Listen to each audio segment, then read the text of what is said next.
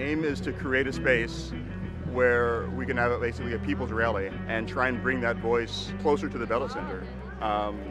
Given the police tactics so far, I don't know what's going to happen. The other marches was simply a protest. This is an action.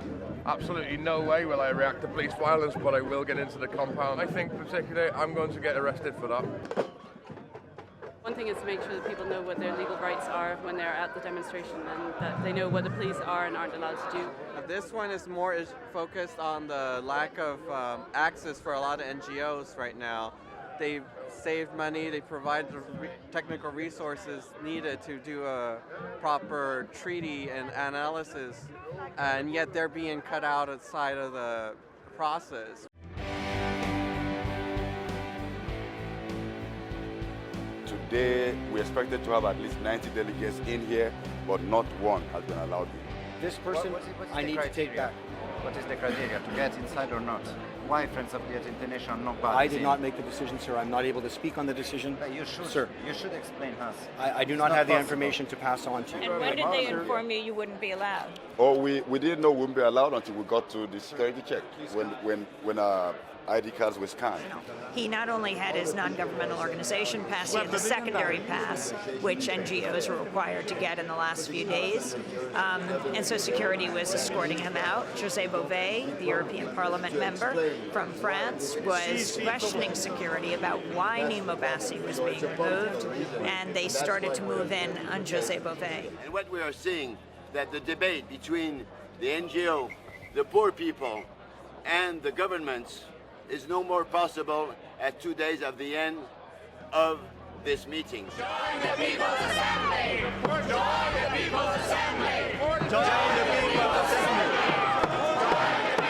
We're going to be amassing to do a mass march out of people to say that we don't think these talks are worth working.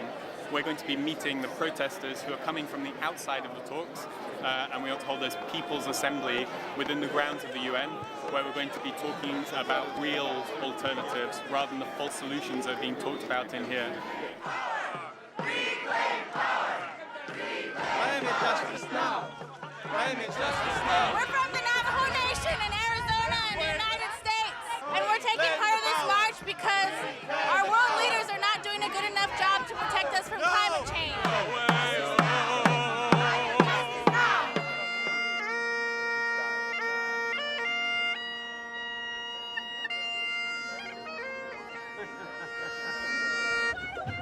Climate justice!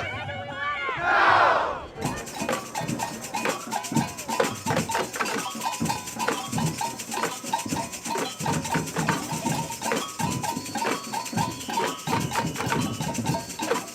It just feels good to be among so many brave people who are struggling every day on this planet to make it a better world for all of us. It's an absolute privilege and honor to be standing with those who want to save the planet rather than destroy it for profit. Our climate, not your business! Climate justice now! Climate justice now! Climate justice now! Climate justice. It was, I think, a symbolic moment for people to turn their backs on the negotiations the way that they did. I think the whole world knows that these negotiations are falling apart, that the emission cuts on the table from the rich countries will actually increase temperatures well above 2 degrees, 3.5 degrees actually.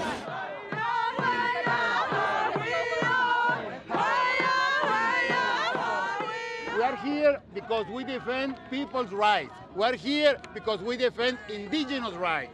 We believe that agreements such as RED, if they don't accept indigenous rights, they are not worth. They should not be agreed. And you won't get through those policemen. We are here. We believe in peace. We don't believe in violence. It is the police who have acted violent. Take it easy. Let us go! No! Let us go! We've seen some incredibly heavy-handed police tactics, the arrest of thousands of people, I think at this point, if you count the arrests today, for absolutely nothing, just to take people out of the game, to intimidate people, you know, what's at stake in the Bella Center affects everybody in the world. We are people who have come here to form an alternative assembly, an assembly of the people. These people are the foot soldiers of the scum in there who are doing the corporation's bidding.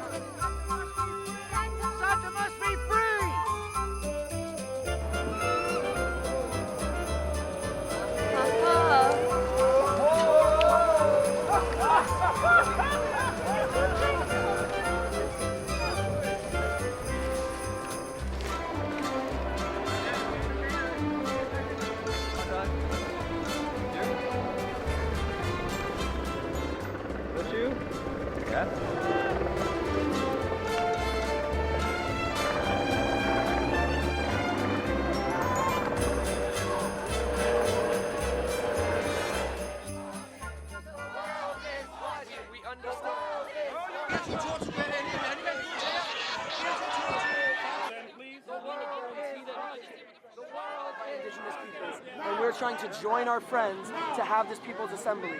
The police here said that we could go join them, but now they're saying, no, we have to wait. You'll come back. I promise. You promise me I you're not promise arresting you, me. you're coming back here. And we will go to that station over there, and from there you can join the people outside.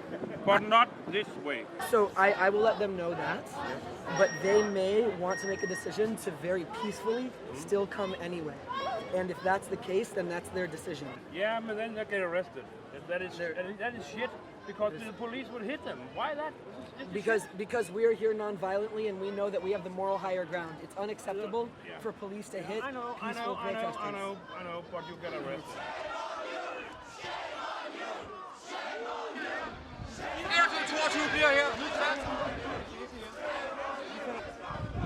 Go back to the white car. I told you so many times, don't you understand me?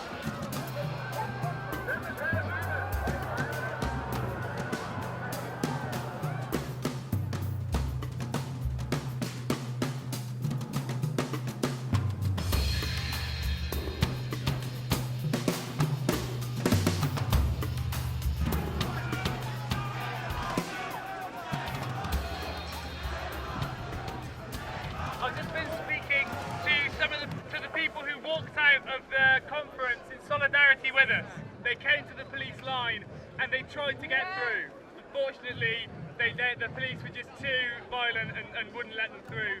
So they went back to try and get back into the conference centre, and they've been told they're not allowed back into the summit. That what we are doing is we are here for everybody, trying to ensure a safe future for all, and yet we're being reacted to with violence while the real criminals are negotiating inside a deal that is going to destroy and rip apart communities. And this has been really symbolic of the whole way this conference has worked. They don't want any dissent. But this People's Assembly here is happening in solidarity with those who walked out. It's happening in solidarity of all the millions, if not billions of people around the world who are affected by climate change, whose voices are not being heard in that summit. Why is it that we have these world meetings that involve the future of people from throughout the world that has limits on participation?